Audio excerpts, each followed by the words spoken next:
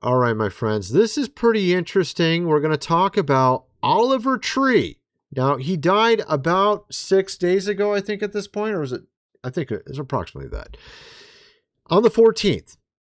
And what was interesting about it is he was creating a documentary about Antarctica just beforehand. And it was actually released 2 days later on the 16th. And we're going to play part of this. Actually, we're going to play a few videos of his about his trip to Antarctica. It's pretty interesting, actually. I think you guys will like it. Hey, Meta. Okay, there we go. Started playing an ad on me. Sorry about that. Meta. Yeah, so what's really curious about it is the timing it was released. A number of things. There's so many things I want to show you. I'm just trying to get this thing in the right spot so I can show you some stuff. All right, so we're going to get into that in a moment. Trying to get past these ads and stuff. We're going to get into also how he had his Atlantic Records deal severed. I guess he left Atlantic Records, if I understand correctly. And we'll get into that. That was right before this happened. We had also it was like a couple months before it happened, but we have a number of things. I'm going to show you some crazy stuff, okay? Notice the number here. You see that? That's a music video. This is a music video of his. Okay, you see that right there? It's actually technically the YouTuber's video. He was working with a YouTuber, and they released this music video. I'll show the YouTuber is called Gatsby. He was working with him right before this all happened. And this, you notice the number right there. You see that? Okay, does that look a little familiar? What's this number right here? Same exact number. All right. So there's actually a ton of this. We're just barely getting, there's like 4 or 5 music videos where it shows stuff. I'm going to show you in this video. And we're going to get into, like I said, about Antarctica even more so as we get farther into it. Okay. This is actually, and we're going to get into, so this is the guy. This is the YouTuber I was with him, which, by the way, he's also gone. Same thing happened to him. Okay, let's just get going here. Let's start with this clip from Antarctica. Oliver Green with some friends. Check this out. We saw a UAP. UAPs we've seen UFOs, we've seen a wider range of things. We've seen ones that were oblongato, very long, more like a missile, and we've seen ones that are more circular, the traditional standard kind of boring textbook stuff. But we've seen a wide array of Orbs, long orbs. Those are rare. I'm always watching. But have you seen them coming out of them underwater? Oh yeah, they work their way down, they finally make a hole, and the way they go, that water drains down, and sometimes you see them shooting out the sides of these big chunks. So I've been keeping my eyes pretty wide open. The reason why I've stayed in Antarctica so long. Look at this fucking thing.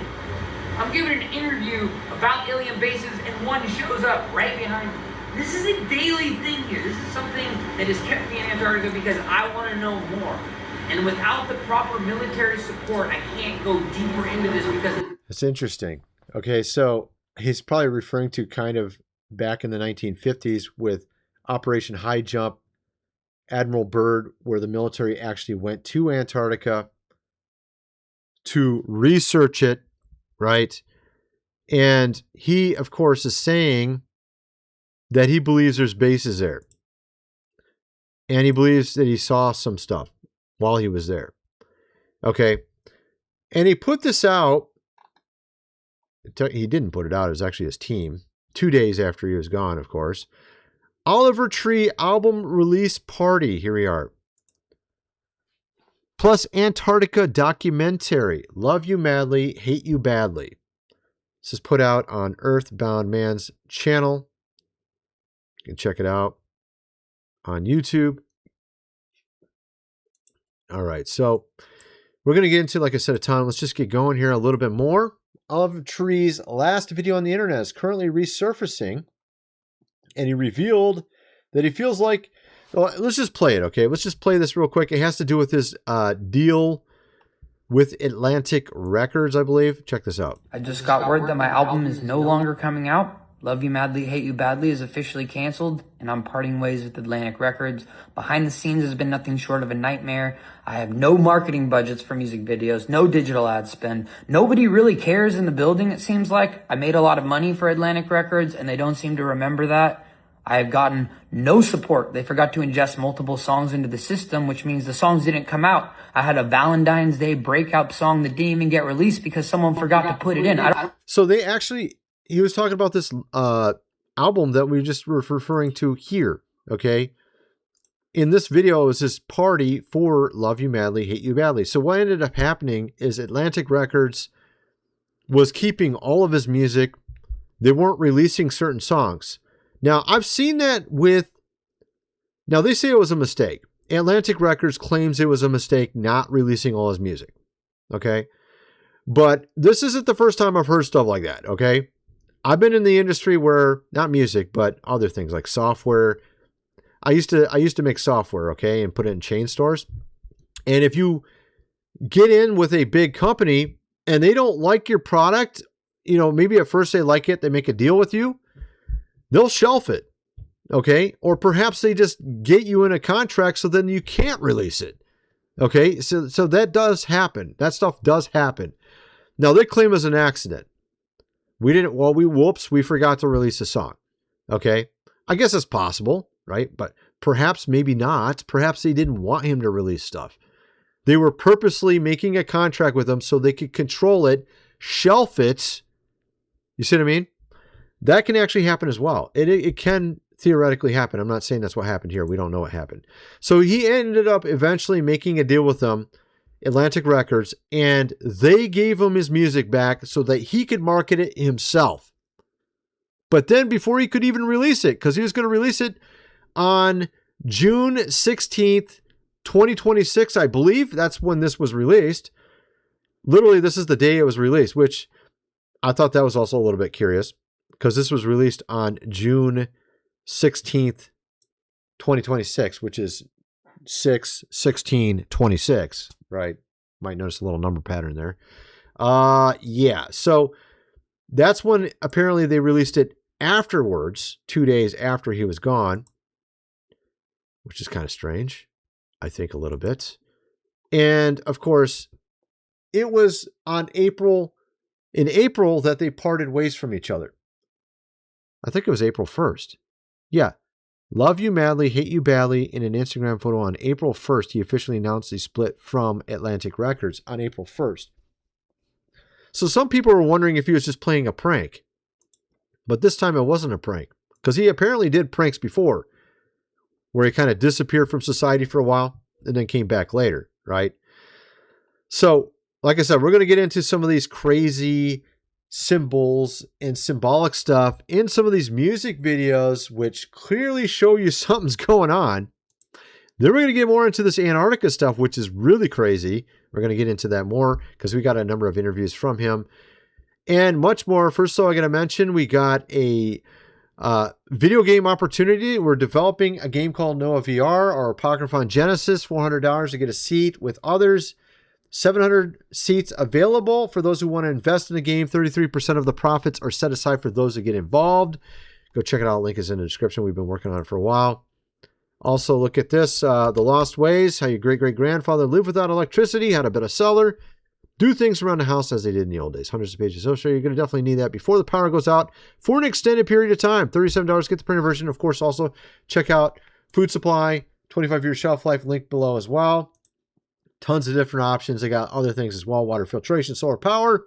Go check it all out. They had lowest $20, highest $3,000 if you want to buy a year's worth. Anyway, let's get back to the video here. So we have these weird things people are discovering in some of their music videos. As I mentioned, there was a guy he was working with right at the tail end. His name was Gospy. He was a YouTuber. They both, of course, in the same manner, are gone from the earth now on the 14th. And what's so weird about it is that in one of the music videos, it shows the number when it happens. You see that? Now let me show you on video. There's actually more than that. Check this out.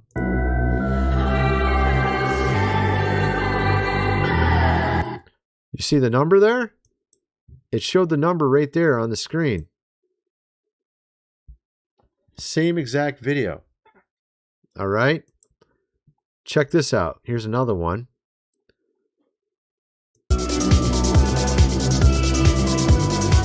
Turn off the music. Look at this. What is that? It's a helicopter. What is that? Another one. And that's what exactly happened, by the way. It was two of them. That's how it happened. Okay. And it's in his music video. Why is it in it? Why has he got this in his music video? That's so weird. Wouldn't you say that's a little strange? And there's actually multiple others, by the way. There's actually 2 other music videos where there shows even more. And so I found it to be really intriguing. What was the other one? I got another one over here. What was it? Oh, yeah, this one. Oh, yeah, dude. Another music video of his. And it shows it, of course, in the music video. That's kind of weird. Yeah, actually it is quite weird. Of course, he also had talked about his will just before this all happened. Oliver Tree detailed the surprising terms of his will in an interview a few months ago. His wealth would be given to an arts foundation rather than his family or relatives. He set up this arts foundation and hoped would continue well past his death. So Oliver Tree set up an arts foundation and a will for all of his money to go to it. Kind of strange. It was right before, of course, as well. Apparently, he had been talking about it a lot. The true reason. Let's just see what happens here in this video. Let's check this one out, what he says. I just was in Antarctica. I played 3 sets out there. Shit. There was like 20 people, bro. It was sick. I had the best time of my life. Fucking Antarctica, man. What's it like? I thought it was like, ain't they always Small, bro. You really seen the shit? I seen the shit, bro. I filmed a documentary. I got footage. And Okay. also I seen this this pyramid, which I believe is from an ancient civilization from a 15th century map I was looking at. And it looks like there's He was also, like, he said he saw something, like some sort of barrier. And then he said he saw a pyramid. What else? I don't know the exact numbers, but I think I found an actual entranceway to an alien base that goes into the hollow earth, bro. Agartha. I'm pretty sure Oh my goodness, man. So he's even talking about Agartha, right? Now, is he just joking? He could be very well joking on some of this, obviously. Maybe he doesn't believe in it. Because he is a comedian, right? It could be all jokes. He's just playing off the legend, right? Or is it something else? That's what some are wondering. And I don't know what to make of it because the guy's a comedian, right? But it's very intriguing to me that he was making this just beforehand,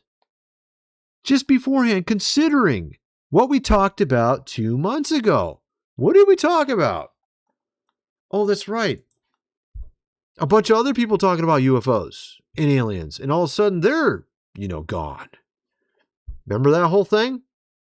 Numerous of them. There's like 20 of them if you counted everybody, I think. We did videos on it. It's just a weird, maybe it has nothing to do with that, right? Makes you wonder. Makes you wonder even more what's going on, which of course, that's why I was asking questions. What the blank is happening?